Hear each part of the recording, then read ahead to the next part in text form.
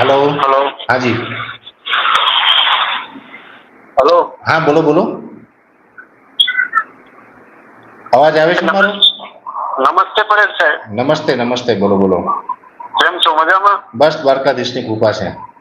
હા, બેડિયા ગામથી બોલું છું આપણે, ગીર ગઢડા. કયો તાલુકો? ગીર ગઢડા, બેડિયા ગામ. હા બોલો બોલો. હવે આપણે કપાસમાં કેમ કરાય, આપણે સોંપી દેવાય કે આમ કોરામાં? એટલે પાણી ઓરવવાનું વ્યવસ્થા નથી? નહીં, એવું નથી. નહીં તો કોરામાં ક્યારેય નહીં સોંપવાના. નહીં ને? નહીં, કોરામાં ક્યારેય ન સોંપવાના. કેમ કે અત્યારે પ્રી મોન્સૂનના ઝાપટા પડે, તમે સોંપી દો ને હજી ચોમાસું બેઠું ન હોય, બે ઝાપટા પડી જાય ને તો એ પછી ફટાકડા થઈ જાય, ઉગે નહીં પછી. હા, એટલે પૂરો વરસાદ થાય પછી જ વાવેતર કરવાનું. કોરામાં ક્યારેય વાવેતર નહીં કરવાનું.